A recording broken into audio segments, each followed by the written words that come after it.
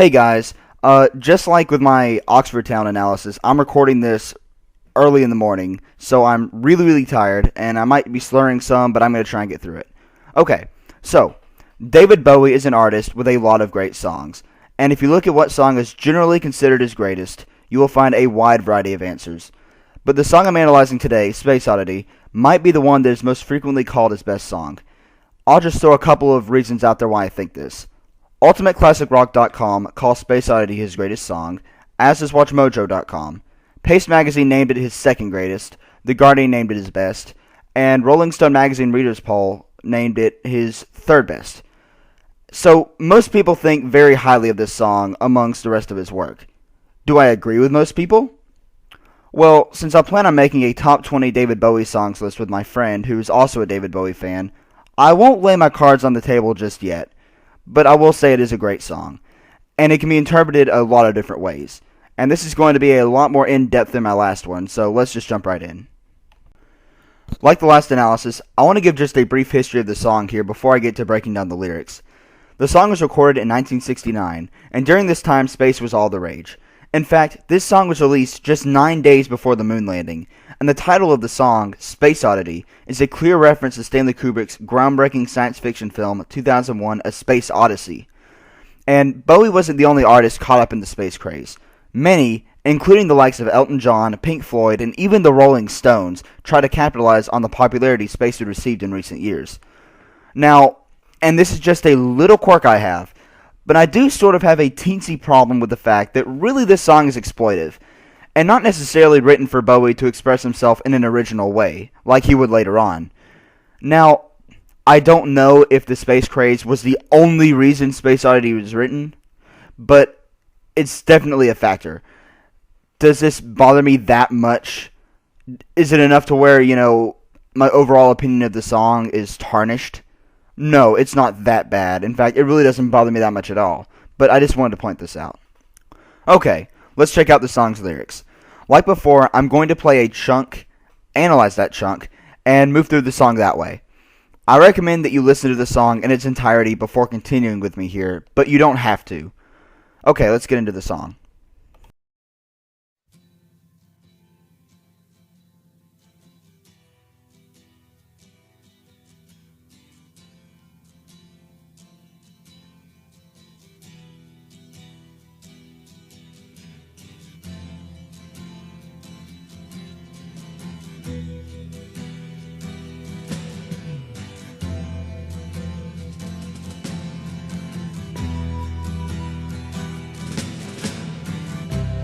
Ground control to Major Tom. Ground control to Major Tom. Take your protein pills and put your helmet on. 10. Ground control 9, to Major Tom. 8, 7, 6. Commencing countdown, engines on. 3, 2. Check ignition, and may God's love be with you.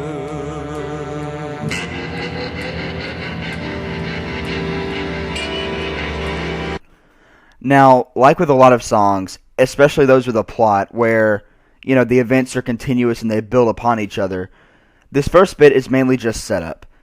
But it's very effective. I really like how you can just barely hear the strumming of the guitar at first, but the music gets progressively louder. I like to think that the way the music opens the song is sort of like the protagonist, Major Tom, clearing his head before beginning his adventure into space. And then, after he relaxes himself, things start picking up, and this is when the music gets louder and ground control starts speaking to him. Most of what's being said by ground control in this first bit is just basic liftoff stuff. But, as many of you know, some people think this song is about drugs. A lot of space songs during this time could be seen this way. Perhaps because it's an easy symbol for getting high, for obvious reasons. And also because a lot of musicians probably didn't know much about space at the time. So using it as a symbol for getting high was easier than trying to accurately depict outer space in their music. It's generally agreed amongst those that believe Space Oddity to be a drug song that the line, "take your protein pills," is the clear reference to using drugs. And now that he's taking his protein pills, he's ready for liftoff. And of course, protein pills could represent a number of drugs. So, okay, let's check out the next bit.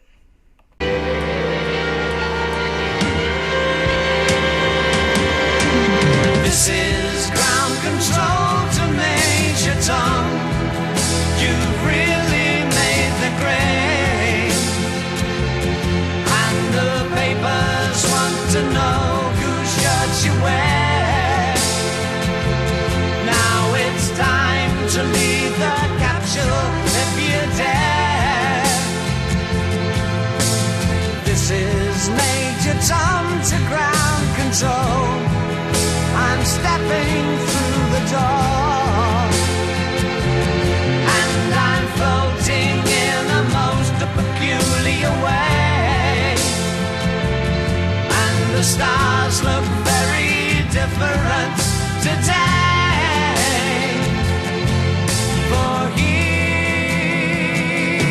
am I sitting in a tin can.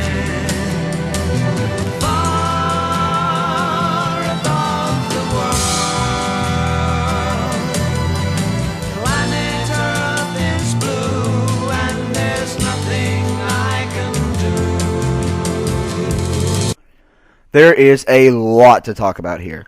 I'll just tackle it all in chronological order, and hopefully you can all follow what I'm saying, because, again, there are a lot of different ways to view some of these lyrics. Firstly, ground control tells Major Tom he's made the grade, which is an expression that isn't used in the U.S. much, really, which basically means he did a good job, or that he was successful.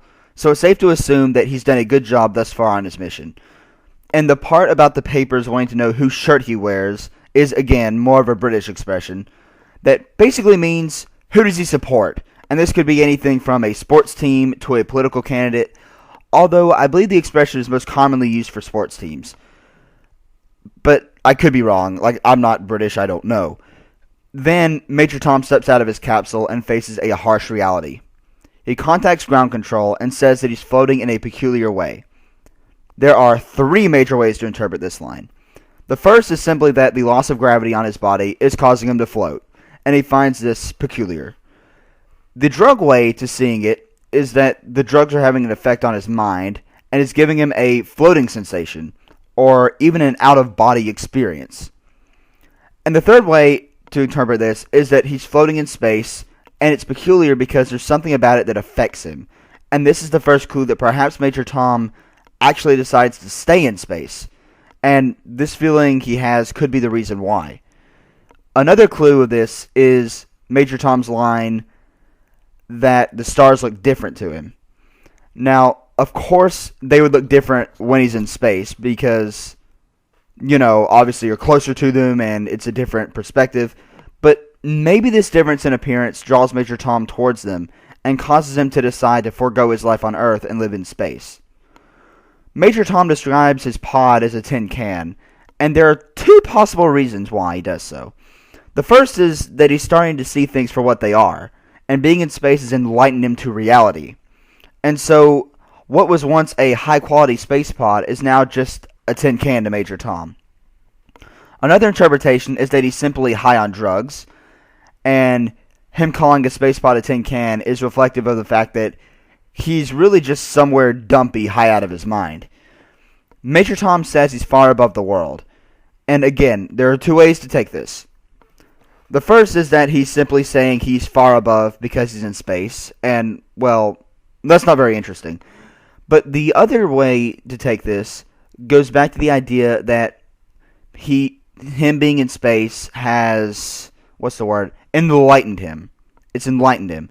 And because of his new mindset, he now sees himself as being ahead of the rest of humanity. Thus, he is far above everyone else. He's far above the world.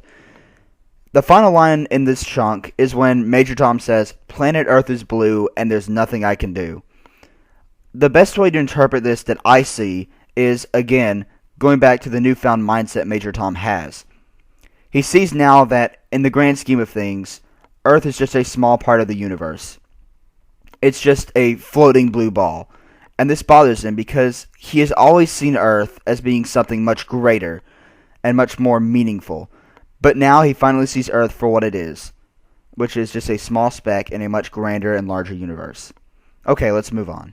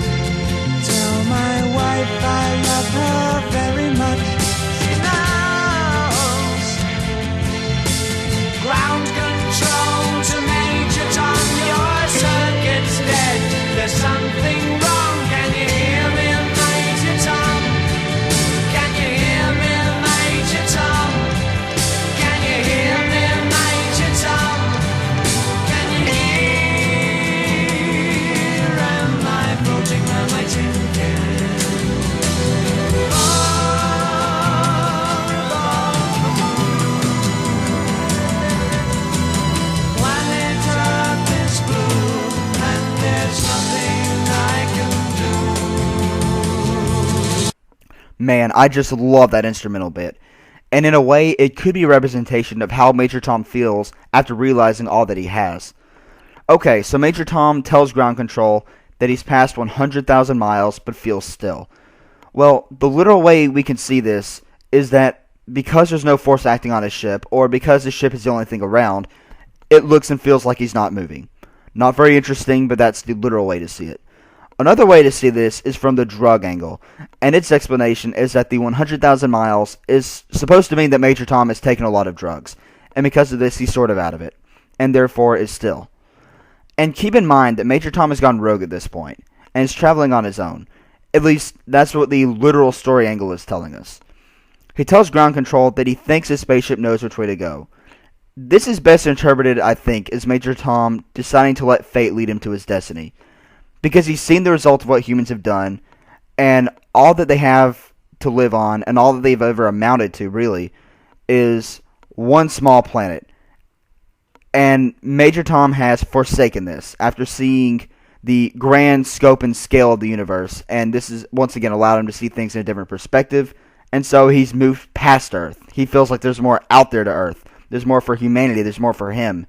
He can lead a better life. He can live up to more than just the small, insignificant planet of Earth.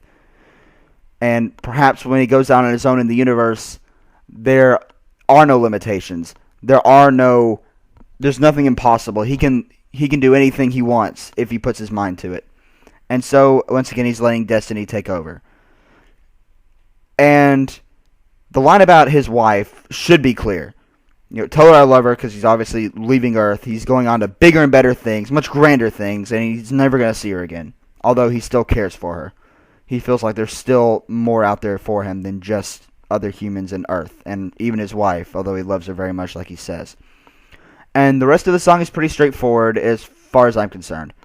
Ground Control loses contact with Major Tom, leaving his fate ambiguous. And then the verse from earlier is repeated, once again describing Major Tom's earlier revelation. And then there's music to play us out. Let's let it do so, and then I'll give some final thoughts.